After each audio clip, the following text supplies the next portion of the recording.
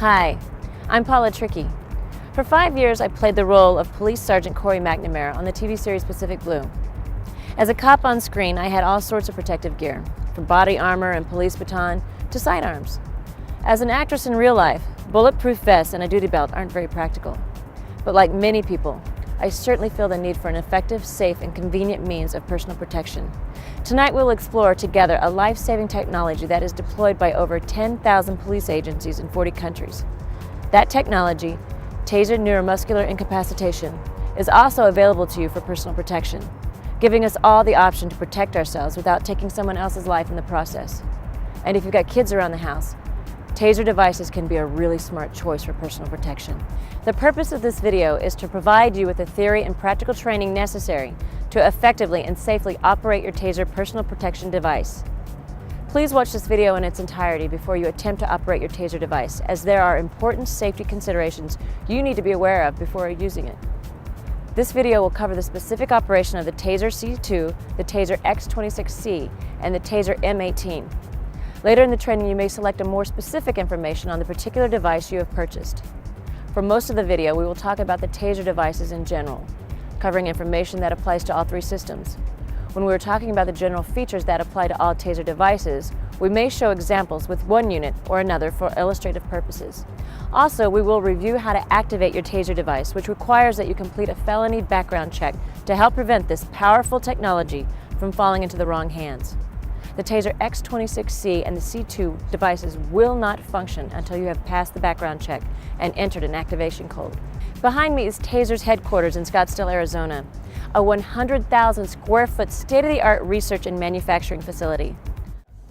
Before we get into training on the actual use of your Taser system, we have invited Dr. Mark Kroll, chairman of Taser's Scientific and Medical Advisory Board, to provide some insights into safety considerations. Dr. Kroll holds over 229 issued patents in the United States, with over 200 in the area of cardiac devices, making him the most prolific inventor of cardiac device patents in the world. In fact, every implantable cardiac defibrillator sold in the world today licenses at least one of Dr. Kroll's patents. Let's talk about how these things actually work. The human body uses a complex electrical communication network called your nervous system, which includes your brain, spinal cord, and the nerves that connect to every muscle in your body. In fact, the brain uses electrical impulses to control everything in your body. Right now, my brain is sending electrical impulses to the muscles in my forearm to cause them to contract, to pull these fingers down towards my palm. The Taser emits pulses that are scientifically designed to mimic these normal electrical signals in your nerve fibers, temporarily inhibiting voluntary control of the skeletal muscles. The general result of a good connection with a Taser device is the attacker temporarily loses his ability to control his own body, giving you time to move to safety. Because Taser devices interfere with the voluntary command and control system of the body, they are the only devices that can cause true incapacitation and do not rely on pain to be effective. Taser devices are designed to fire two probes up to a distance of 15 feet, transmitting patented shaped pulses into the peripheral nervous system of the target to cause immediate incapacitation.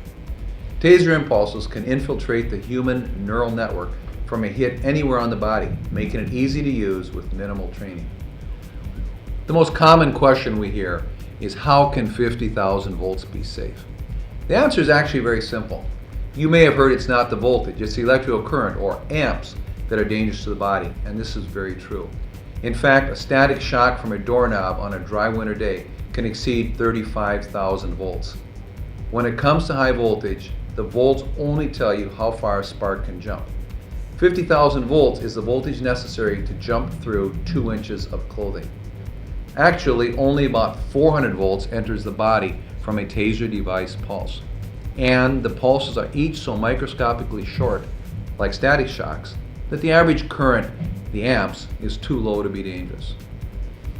Taser devices use a high sparking or arcing voltage so that the probes don't have to directly contact the skin. The high voltage enables the Taser pulsar to jump through up to 2 inches of clothing or a jacket to get to the subject.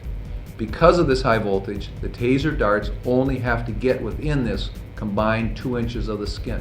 They do not need to penetrate the clothing. Another question we hear is whether a Taser device would harm someone with a pacemaker. By international regulations, all pacemakers must be able to withstand a shock from a portable external defibrillator, such as those carried by paramedics. Each shock from such an external defibrillator delivers over 150 joules of energy.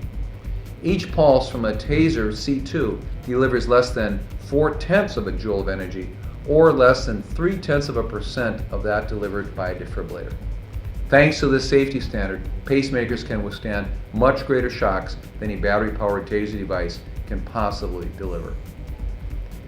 The electrical energy from the Taser device travels down one wire into the subject, then back through the other wire to complete the circuit. This electrical energy will follow the path of least resistance, traveling through the area between the probes. As these pulses travel through the body, they stimulate the nerves in this area, overpowering normal voluntary communication.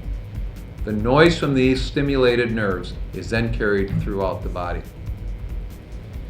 The greater the spread between the two probes, the more nerves they can directly stimulate, and the more effective the Taser hit will be. This is why the Taser device fires the probes at an 8-degree angle, so that the probes separate in flight to increase effectiveness. Because the electrical current follows the path of least resistance, it usually will not transfer to other people. As you see here, the output from the Taser device goes through the metal can, from the positive electrode to the negative electrode, and does not transfer to the operator of the weapon. Hence, you can safely use the Taser system even against someone who is touching you. Also, the output from the Taser is limited inside the device, and it cannot be increased. Even if the subject is wet, they will not receive any more electrical current, so there is no increased risk if they are wet. This point is illustrated in this video from an actual police use of a Taser device on a subject standing in water. When hit with a Taser device, the subject may fall to the ground. They may let out a yell as their muscles involuntarily contract, or they may freeze in place as they lock up. Many people feel dazed or disoriented for several minutes and may feel a tingling sensation. The darts may sometimes puncture the skin, leaving a small mark similar to a bee sting.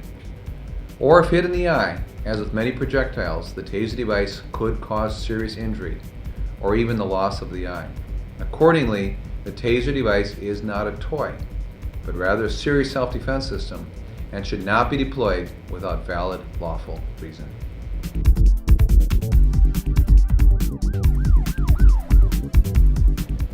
Taser International has sponsored industry-leading research at world-famous institutions such as the Cleveland Clinic Heart Hospital and the Hennepin County Medical Center to ensure these devices maximize both effectiveness and safety.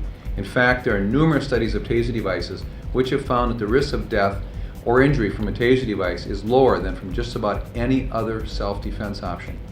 But it's important to remember that these are serious self-defense systems, not toys, and they need to be treated accordingly. You should only fire the Taser device at another human being in lawful defense of yourself or a loved one. There are risks of injury, some of which can be significant. Refer to the printed warnings with your instruction manuals or go to taser.com for more information. But be smart, be safe, be prudent, and be in full compliance with the law about when and how you carry and use your Taser system. If you have young children, you need to take precautions to keep your Taser device out of their reach, just like you would with cleaning chemicals or other potentially dangerous items. If you keep your Taser device in a purse, consider hanging your purse on a hook or other location safely away from small or untrained hands. If you store it in your car, make sure to lock your vehicle to prevent unauthorized access. Next, we'll meet Sergeant Rick Golbeau, a 26-year law enforcement veteran of the Sacramento Police Department. During his tour of public service, he not only served as the team leader of the Sacramento SWAT team, but oversaw training as the head of the Sacramento Police Academy. Upon retiring from Sacramento PD, he joined Taser International as its Vice President of Training, where he manages Taser's training department, which has certified over 20,000 law enforcement instructors who have trained more than 250,000 end users in over 40 countries. Hi, Rick. So you're going to be training me today? Hi, Polly. Yes, I'm going to be taking you through how to safely operate a Taser system.